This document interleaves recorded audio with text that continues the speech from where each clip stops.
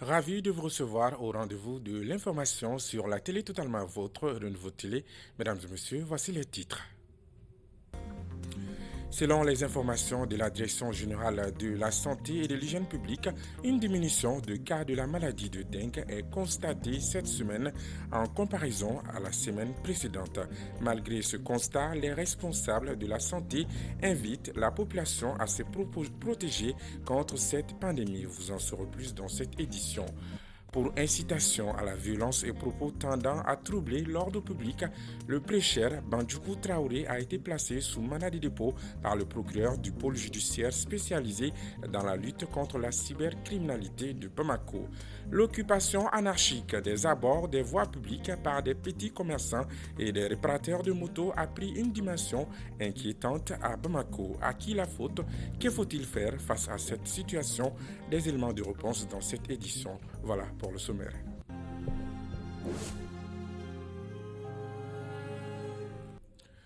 Je vous le disais à l'instant dans les titres, l'épidémie de la dengue sévit au Mali depuis plus de 4 mois. Elle a déjà causé 34 décès sur 808 cas confirmés. Heureusement, le pays constate une diminution du nombre de cas. Les détails avec Maïmouna Ouidraogo et Zakaria Omar Keita.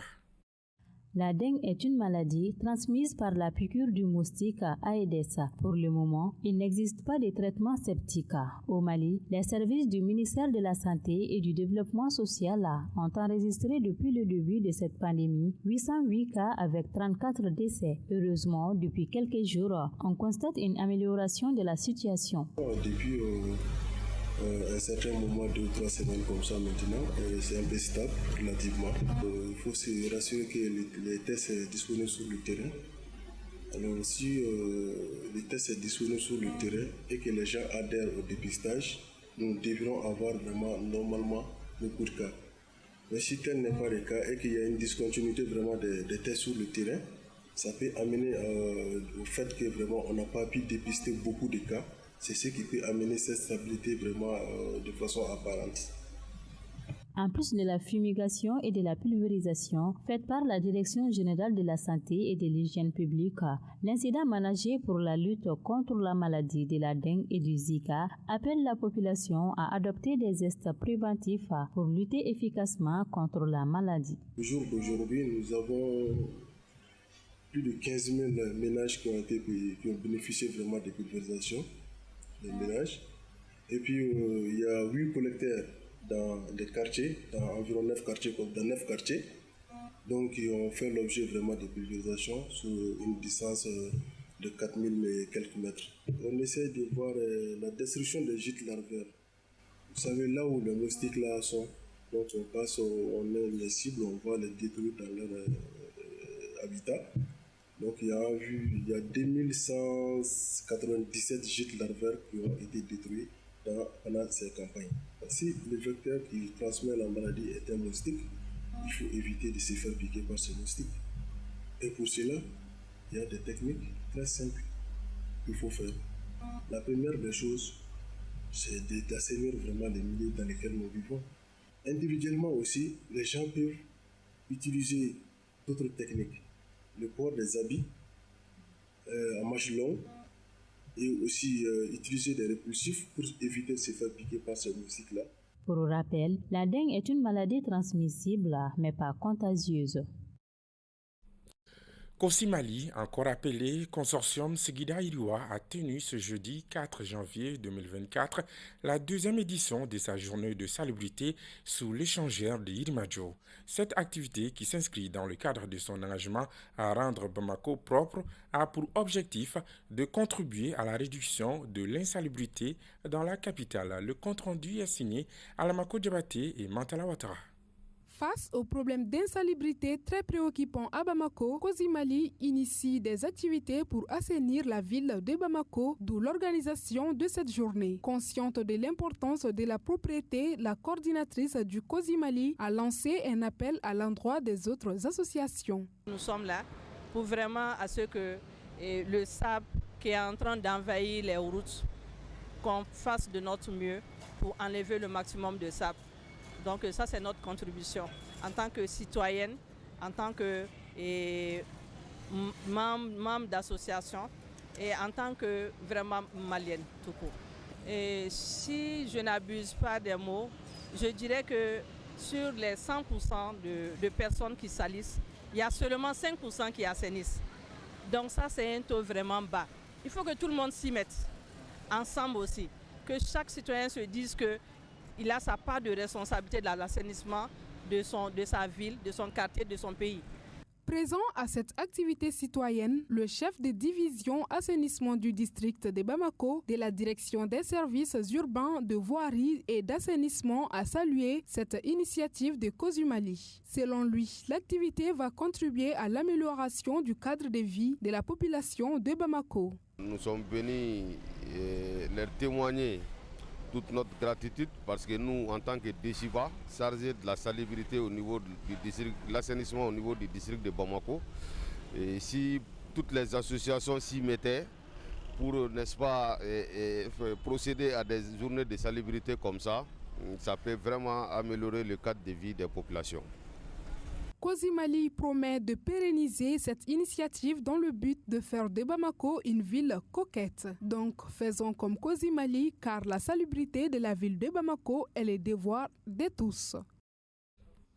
Parlons justice à présent. Selon des sources concordantes, le prêcheur Bandjougou Traoré a été interpellé par la brigade d'investigation judiciaire ce jeudi 4 janvier 2024. Après son audition à la BJ, il a été présenté au procureur du pôle judiciaire spécialisé dans la lutte contre la cybercriminalité de Bamako qu'il a mis sous mandat de dépôt. Selon certaines sources, son interpellation aurait trait à des propos tenus lors de ses derniers prêches contre l'organisation d'événements à Kaya. Imam Bandjougou Traoré passera sa première nuit au premier cabinet de la maison centrale d'arrêt de Bamako. Il a été inculpé pour incitation à la violence et propos tendant à troubler l'ordre public. Selon plusieurs sources, la griotte Adia Soumano a été aperçue ce jeudi matin dans les locaux du procureur du pôle judiciaire dans la lutte contre la cybercriminalité de Bamako. Cette présence intervient quelques jours après la diffusion d'une vidéo dans laquelle elle s'adresse au président de la transition. Nos sources précisent que l'artiste est retournée chez elle après avoir passé quelques heures dans les locaux du pôle judiciaire contre la cybercriminalité.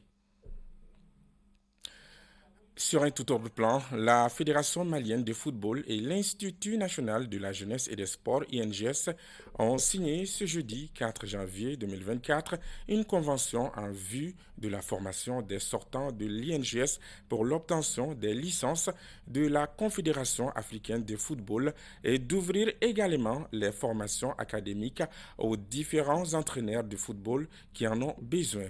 La signature a eu lieu au siège de la FEMAFOOT. Djelika Guindo et Alou Sidibé y étaient présentes pour un nouveau télé. À l'instar de beaucoup d'instituts francophones au niveau de la Confégeste, il a été instruit aux instituts nationaux des sports d'aller vers les fédérations nationales sportives en vue de signer des conventions de partenariat pour la formation des cadres. La convention entre la Fédération malienne de football et l'Institut national de la jeunesse et des sports s'inscrit dans ce cadre. Nous sommes dans le domaine académique. Nous formons jusqu'au doctorat. Mais les fédérations sont dans le domaine technique et ils ont leur diplôme spécifique propre à leur discipline et ils ont leur système de progression dans le cadre de leur discipline. C'est pour cela qu'on peut obtenir un doctorat en sciences du sport, mais ne pas être un bon entraîneur de football. Qu'est-ce qui peut faire de vous un bon entraîneur de football? Il faut passer effectivement par le système de cotation de la Fédération internationale de football au niveau des directions techniques nationales. Moussa Sylvain Diakité, premier vice-président de la FEMAFOOT, a salué la signature de la convention qui va booster le niveau de nos entraîneurs et le niveau de notre football. Et si nous avons aujourd'hui cette convention avec l'Institut, je pense que c'est la fédération qui est la partie gagnante à mon avis. Parce que nous allons être accompagnés par des cadres. Nous allons travailler avec des jeunes cadres et qui ont déjà une bonne formation de base. Je viens d'apprendre que je ne savais même pas qu'ils peuvent aller jusqu'au niveau du doctorat. Et ça, c'est le plafond de la formation. Le reste, maintenant, ça va être la performance et la conduite individuelle des uns et des autres qui va faire la différence. En tout cas, l'Institut et la Fédération vont jouer sa partition en formant ces cadres pour mieux développer le football et pour mieux encadrer le football. Espérons que cette convention entre la FEMAFOOT et l'INGS ne reste pas lettre morte. Sur la formation. Actualité à l'intérieur du pays, le prix de l'essence en bouteille ne cesse de grimper à Yorosso, selon nos confrères de Studio Tamani. En moins d'un mois, il a connu 2 hausses successives, précise la même source. De 850 francs CFA en novembre dernier, le litre est passé à 900 francs CFA au début du mois de décembre. Et actuellement, il est cédé à 1000 francs dans la ville de Yorosso et à plus de 1200 francs CFA dans d'autres communes de Yorosso. Les consommateurs dénoncent cette cherté et demandent aux commerçants de se conformer au prix fixé à la pompe. L'ONG Solidarité Plurielle et son partenaire UNICEF sont engagés dans la promotion d'hygiène et d'assainissement dans les écoles. C'est dans cette dynamique qu'elles ont procédé à la remise des prix du concours École propre du Cercle de Caille. La cérémonie a mobilisé, en plus des autorités scolaires de Caille, des autorités communales, coutumières, religieuses et administratives. Plus d'informations avec Michel Yao. L'ONG Solidarité Plurielle, en collaboration avec l'UNICEF, a organisé ce concours pour contribuer à l'amélioration de la promotion des bonnes pratiques d'hygiène et d'assainissement dans une vingtaine d'écoles du Cercle des Cailles. Collecte des ordures. Une poubelle répondant aux normes a été installée dans chaque classe. Elles sont destinées à recevoir uniquement les ordures issues de la classe. Dans la cour également, nous avons installé 2 grandes poubelles pour recevoir les déchets qui proviennent dans la cour. Ces différentes poubelles sont vidées quotidiennement au dépotoir et les ordures des dépotoirs sont acheminées au moins 3 fois dans la semaine au dépôt final du quartier. La cérémonie a été mise à profit pour sensibiliser les populations et les acteurs scolaires sur l'importance de l'hygiène en milieu scolaire. Je voudrais remercier l'ONG Solidarité Plurielle et l'UNICEF pour leur soutien aux efforts du gouvernement du Mali afin d'assurer aux enfants un meilleur cadre d'apprentissage. Je voudrais les remercier aussi pour l'organisation de ce concours École propre qui a créé des émulations entre les 20 écoles. Je voudrais remercier une fois de plus tous les acteurs de l'école, plus précisément les directeurs d'école et leurs adjoints, les comités de gestion scolaire, les associations des mères d'élèves et surtout les élèves pour les efforts fournis dans la bonne exécution de ce programme. Je pense que cette activité qui met fin à 12 années de travail que nous avons effectué ici à Caille, c'est l'une des activités les plus phares de ce programme. L'objectif de ce concours est d'encourager et de féliciter l'école et d'inciter les autres à faire plus d'efforts.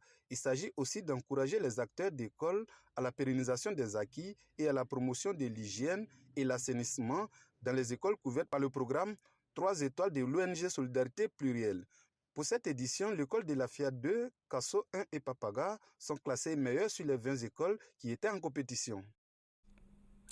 À Bamako, l'occupation anarchique des abords des voies publiques a pris une dimension inquiétante.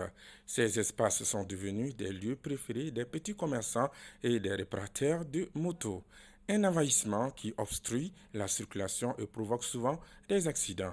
Gabriel Keita s'est intéressé à la question. Suivons.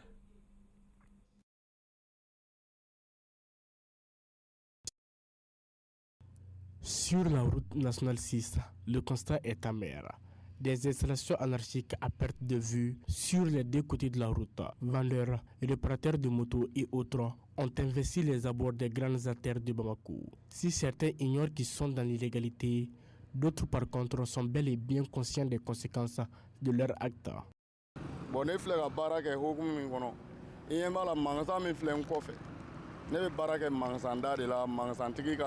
Je travaille devant ces magasins avec l'autorisation de son propriétaire. À vrai dire, les agents de la mairie nous ont notifié que nous occupons le passage des piétons, que nous ne devons pas dépasser les fosses. Nous sommes vraiment conscients des risques en travaillant au bord de la rue, mais nous n'avons pas d'autre choix. Quand ils demandent aux artisans, plus particulièrement aux réparateurs de laisser les bords des goudrons, ils auront du mal à nourrir leur famille. En plus de créer d'énormes désagréments à la circulation routière, cette situation donne une mauvaise image à notre capitale. Les piétons sont contraints d'emprunter au risque de leur vie les voies réservées aux automobilistes. Dépassés par la situation, ils rejettent la faute sur la mairie. Ce n'est pas du tout normal que les commerçants occupent le trottoir, car ils ont été faits pour les piétons. Je dirais que c'est la mairie et la police qui n'ont pas joué leur rôle. Ils pourraient faire des patrouilles de temps en temps pour déguerpir les occupants. Quand on laisse cette situation telle qu'elle est, ces vendeurs ne vont jamais libérer les passages.